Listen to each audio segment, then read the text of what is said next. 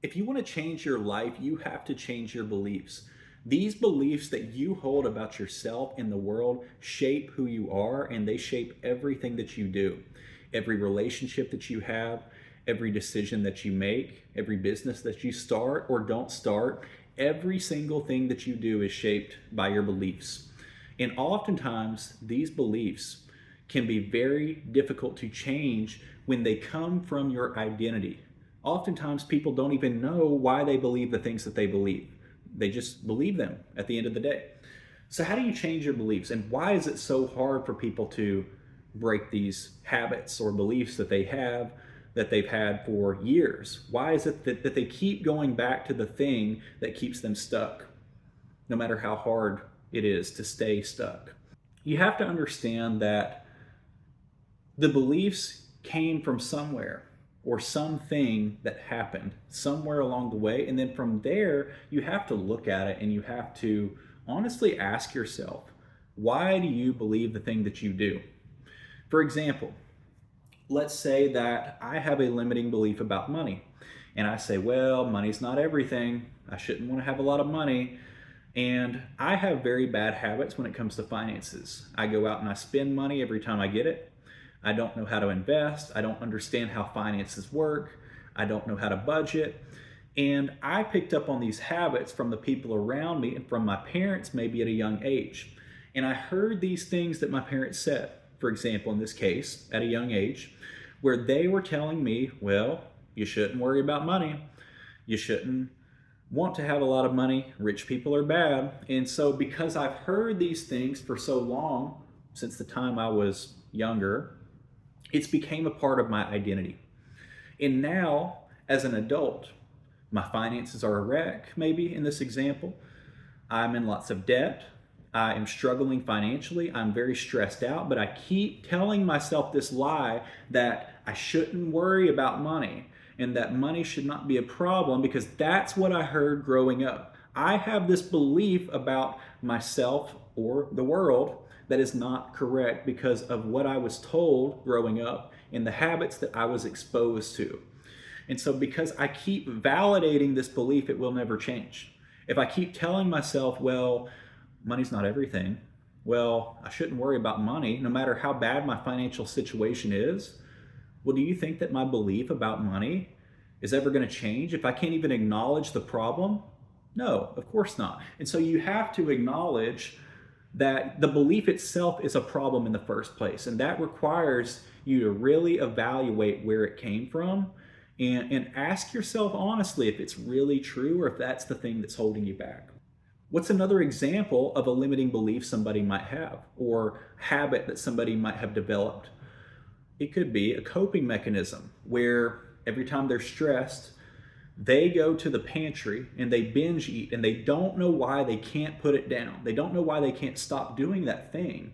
And really, it stemmed back from when they were a child and their parents were fighting, maybe, for example, and that was the only thing they knew to do to distract themselves with some sort of pleasure, whether it's some device that they were looking at, whether it was going to the pantry and grabbing a bunch of junk food while they were busy arguing, for example. They didn't know how to process that thing that maybe was traumatic to them at the time, and so that was their response to that trauma. And so you have to recognize if you have the habit of doing this, it can be very hard to break that.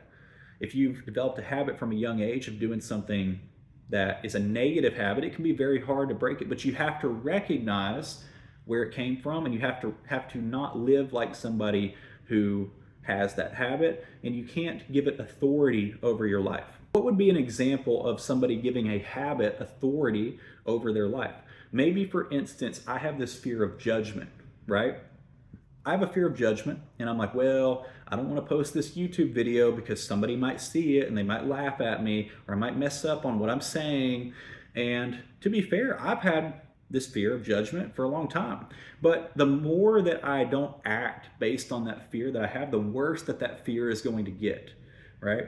And so the only way to conquer the fear is you have to do the thing despite the fear. And I know that's not what most people would probably want to hear, but it's the truth.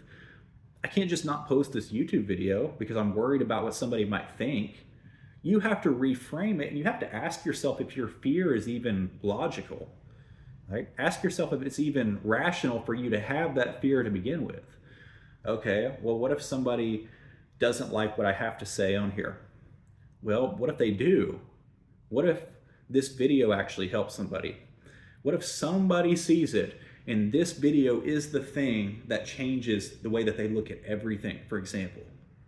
What if maybe somebody laughs, but it turns out they're just some bot account and they've got some anime photo, for example, on their account. It's not even a real person, and the whole time I thought it was. You see what I'm saying? And so everything you look at, you have to challenge your beliefs that you have whenever you start to fall into these negative beliefs, and then ask yourself where they came from. So if you want to change your beliefs, change the way that you think about yourself and about the world. And that's often not easy. And the more you continue to do the thing, despite the fear, the less you'll notice that fear, and the less the fear will even become a thing that you're worried about, because the fear often comes from not taking action. The fear itself is coming from not doing that thing. The fear itself is coming from your perception deep down that is keeping you stuck. It's your way of thinking that is keeping you stuck in the same pattern and nothing else. And you have to recognize that it is you. It's always been you, and it's not been something else. If you are overweight and you're not where you want to be in terms of your fitness goals or whatever it may be, it's because of your habits. It's because of the way that you value yourself.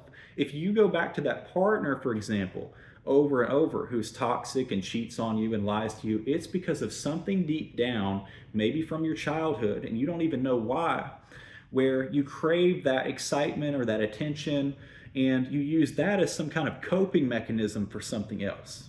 It may be some other deeper issue where you're using that partner and that excitement that you get, that rush that you get from that person, as a coping mechanism for somebody else, and you don't even realize it, that's the real reason you keep going back to that person, or that's the real reason you keep doing that thing that you hate so much. It's a coping mechanism for something you dealt with when you were younger. So you have to get to the bottom of that, and then you have to ask yourself, is what I'm doing serving me and helping me to be a better person and helping me to grow, or is this way of thinking or this belief or this pattern that I keep doing, is it making my life worse? And it's a really tough question to ask yourself sometimes, and be honest with yourself, but you have to do it if you want to grow. So if you want to change your life, you got to change your beliefs, and you got to change the way that you think.